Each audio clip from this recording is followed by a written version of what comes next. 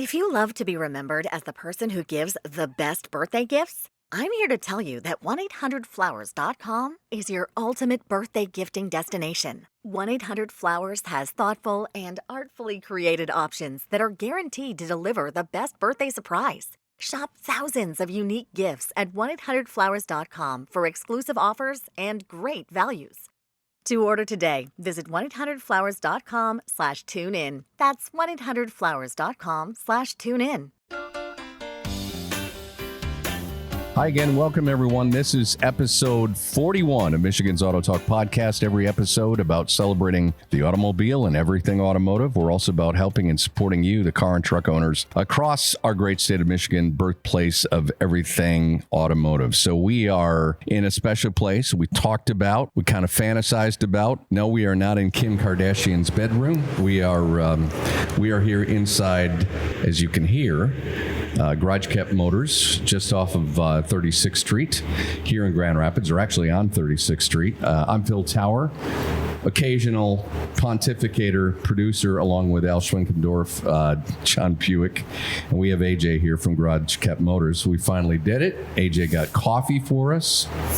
It's pretty good, guys. It's pretty good. Mm-hmm. So the first thing I said when I came in here is, I can't comprehend this. It's like eye candy as far as you can see. And AJ, I'm wondering, like people who come in here for the first time, what are some of the reactions you see? Yeah, first of all, thanks for coming over on a snowy Saturday.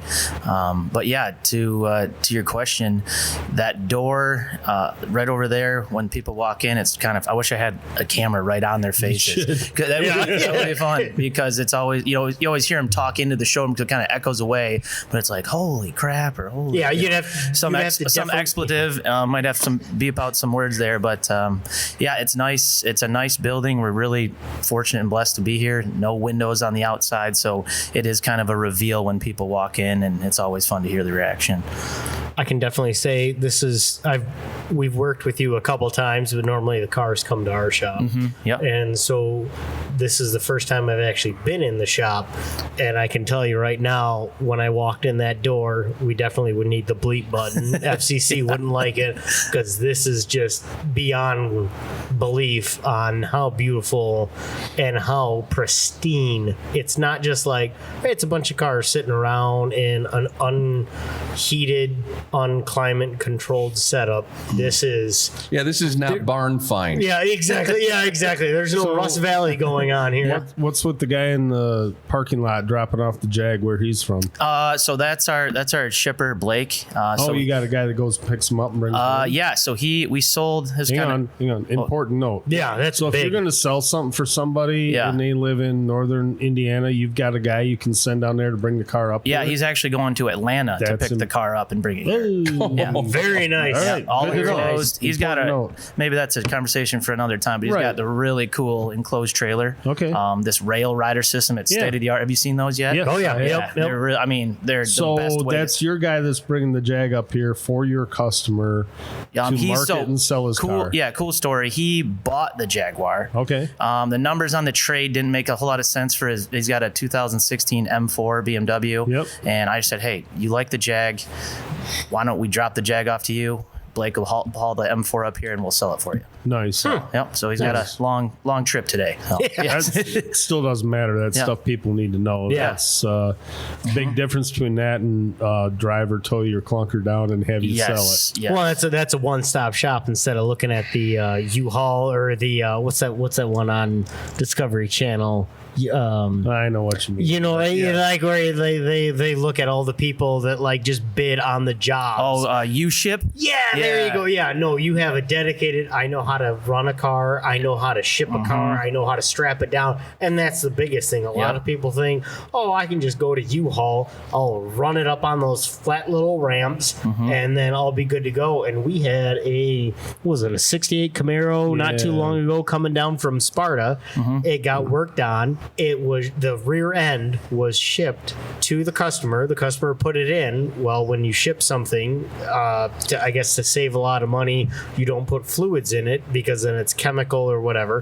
So they dollied this 68 Camaro all the way down from like Sparta to our shop with no fluid in the rear end. Dude bought a second differential. Exactly. Needless to say, I get it out and I'm like, crunk. I'm like, I got nothing. That is a 68 Camaro on a dolly setup. Yeah, man. Yeah. Well, this was a home build and everything else, but still, there was a lot of new parts and all that. Instead of pulling the plug and verifying that there was fluid in the diff, they just assumed there was, and they drug it 25 miles and burned it up. Yeah. Now, do you vet these cars that come in here? You take anything that wants to come in? No, I don't take anything that wants to come in. I send people away all the time. Okay. That's what we're talking about. It's quite obvious if people could see what we're looking at. But and you've got goofy stuff. I mean, I like the old mini cars and stuff like that. And this Sunbeam here, that's pretty cool. In 1964, that was a hell of a rally car. But I'm looking down here, and I'm not a GM guy, but the funky Blazer camper things, I had friends in high school whose fathers had those. Yeah. And the two you've got are in really, really nice shape, and that's crazy. But there's a lot of places that have, they stack the good stuff at the front, and you go towards the back, and it's junk. And I mean, not everything in here is perfect. They're old cars. Nothing. But we do try to. I mean, if something shows up that's, frame's rusting out and there's clearly problems, and a lot of times, unfortunately, these consigners will try to pass that off on the next guy. Yeah. The good consigners are the ones who get everything fixed beforehand, and then their car sells. That's when cars come from you guys, that's great, because I know everything's been sorted out. The biggest thing about all that is that the way things have changed in the car hobby is it used to be it was just car guys doing them. They'd buy the clapped out 64 Impala, totally redo it, chrome the frame, put the hydraulics on, do all that. Nowadays, it's anybody and everybody that's just like, you know what? These old cars don't lose their value like they used to. So why not get something that's nostalgic and have some fun? However, there's people that don't know what the heck they're talking about buying cars. And you know what? Like we talked just off the air a few minutes ago, we see so many cars that are like, we got this 65 Vet just like Dad had when I was in high school, and I got it, and I bought $10,000 worth of interior parts. I had the engine rebuilt. It runs, it drives. I had the brakes redone. Everything's ready to go. And the wife goes, "It's you or the car." And so they take it to the body shop. They have it painted. They have all the parts bolted together. And so you've got this really pretty, but not quite there vehicle. And unfortunately, we see that a lot. And we have a lot of issues with stuff like that. I'm sure. So when you find something, and this is two ways, so you look for stuff and then you bring it in here. It's part of your inventory, Garage Kept Motors. Yes, we own vehicles in here too. Yeah. So how does that process work? I mean, because there are a million places to buy cars online. How do you do that? You got to know what you're looking at. I mean, there's a lot of people that have called me up and said, "Hey, I don't want to do the consignment route. I don't want to wait. I need the money now, and we'll make a deal and buy the vehicle from them."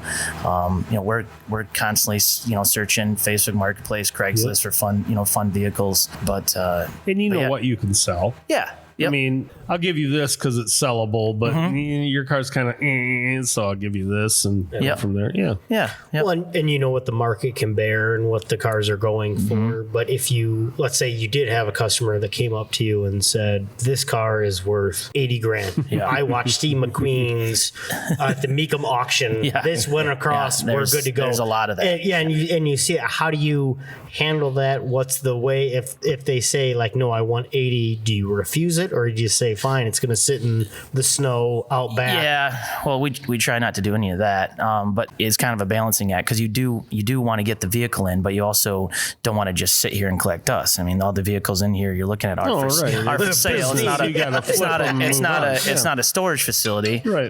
But I do get that comment quite often. Yeah, I'm like, I have the same car, the same one across the block at Bear Jackson for $150,000, and I go, well, that car was owned by a celebrity, and you're your car is not as clean. And Good there is a hype around. I mean, Barrett Jackson is known to get top dollar for stuff. It's just it's a big party, and people bid from all over the world. I mean, they get top dollar for stuff. John How and much I were tequila talking did the guy yesterday. have before he went? I've heard some stories like that. Yep. There's a million ways to look at it. When you get something where they go, it's a frame off restoration, I have a vision of what that is. That means everything's redone or brand new. Yep. You can't buy a new frame for a 1960 something Ford Cyclone. However, it was stripped down, redone, everything's perfect, it's all put together.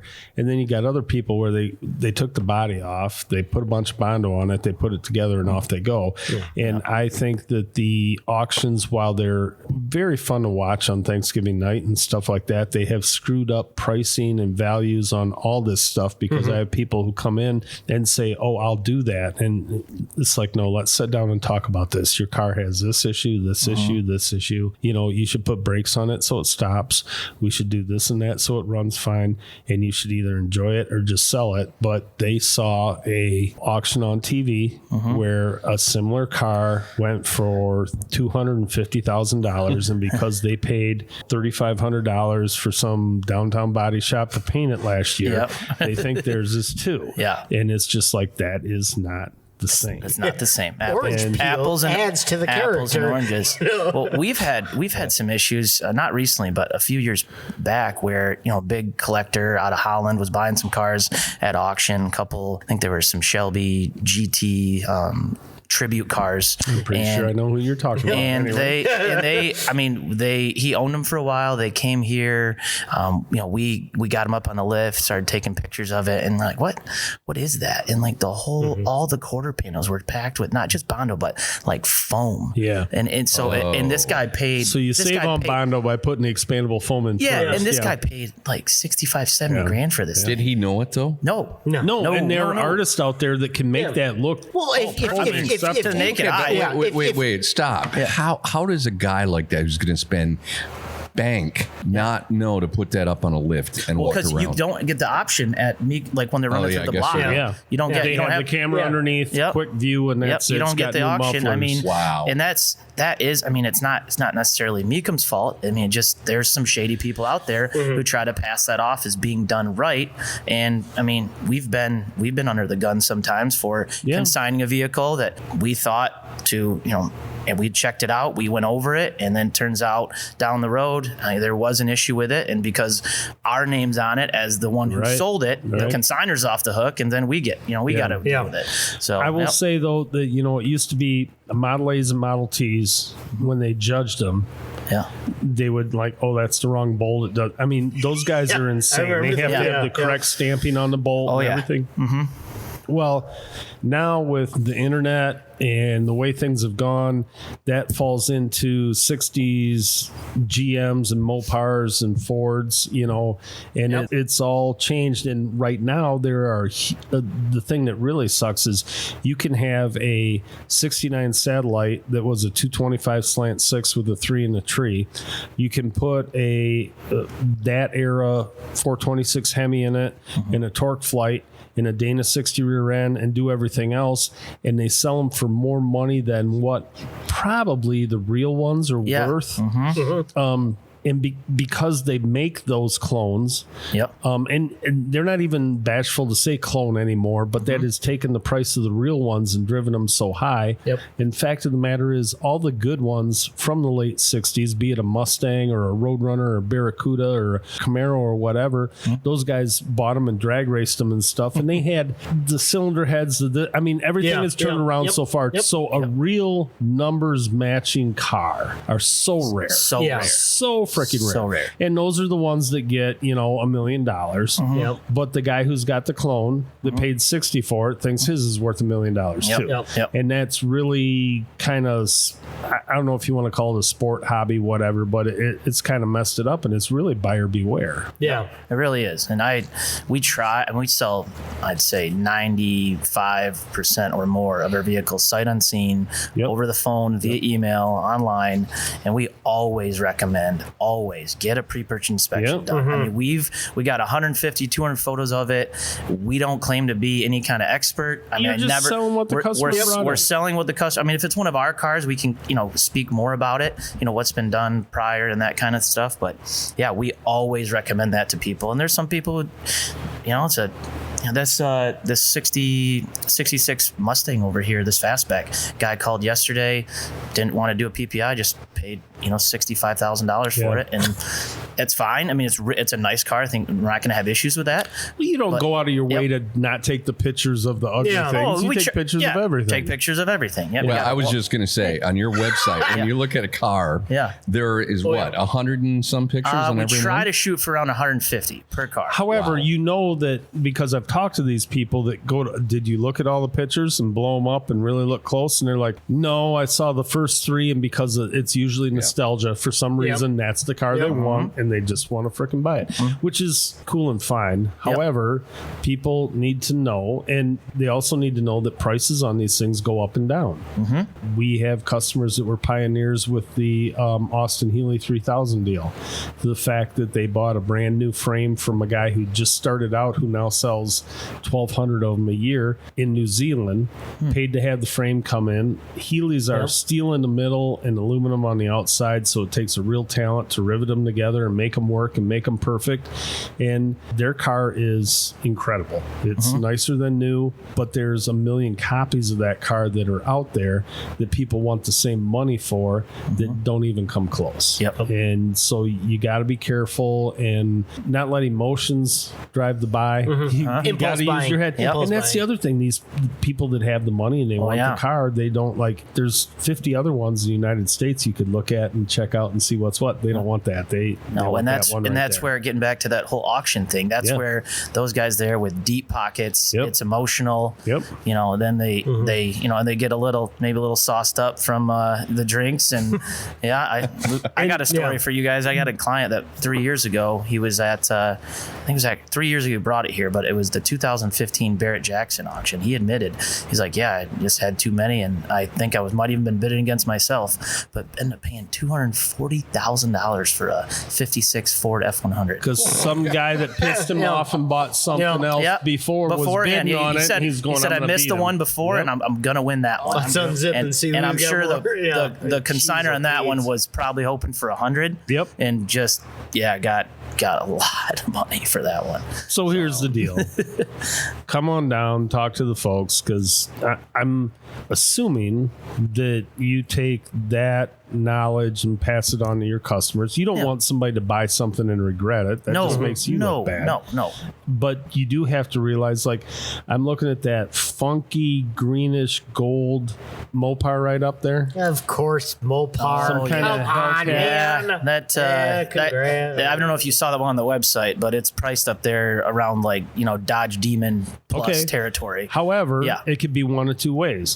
It could have 20,000 miles on it and been beat to crap for that entire 20,000 miles, or it could have 5,000 miles on it and been babied and it's perfect and it's just new. It has 70 miles on it. Okay. Big difference. Whoa. 70. Yeah, I could do some damage to a car in 70 miles. True.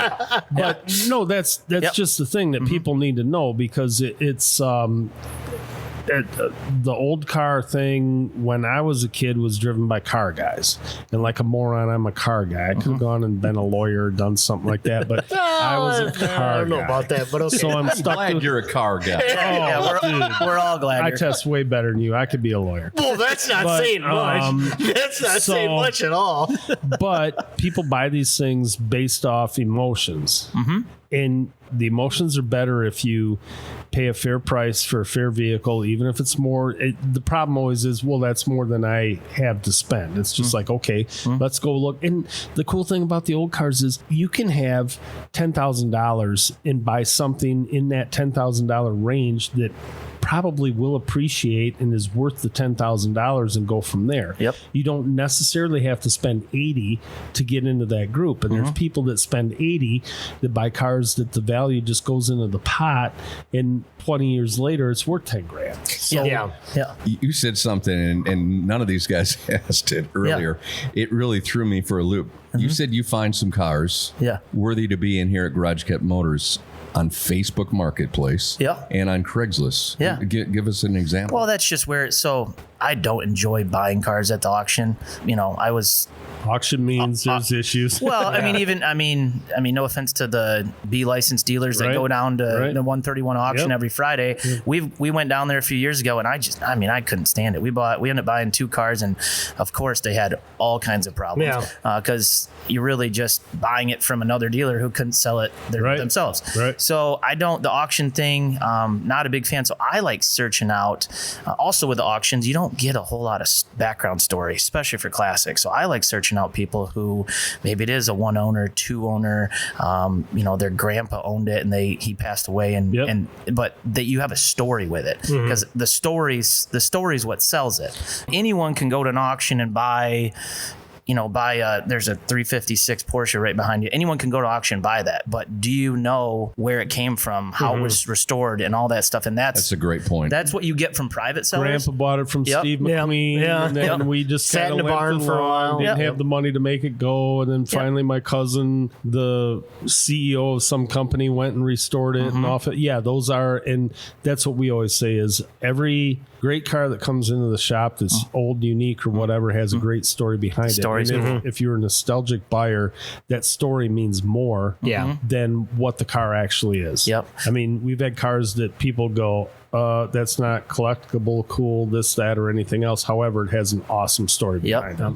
Yeah, like that, I think it was last fall, that 72 Pantera you guys had at the shop. Guy imported it brand new. Yep. I mean, with 5,000 miles on it, something like that. It's what it's got right now. Yeah. Wow. And that's to me, that some of that stuff's kind of priceless. Yeah. I mean, is that car worth, the market value says it's worth, 80 grand. Right. But to someone who wants a one owner, legit, not messed with, totally unmolested car, I mean, they might pay 150 grand for that car. Who knows? Who knows? Yeah. Who knows? Oh, yeah. Now, personally, having driven that car and worked on that car, I would rather take a brand new Chevy Malibu because it's dependable. I can get on, and I know I can beat it off the line, and we're done. That's the other thing that people don't realize is that it depends on when you were born and what's what. But for me, it was like cars of the 60s.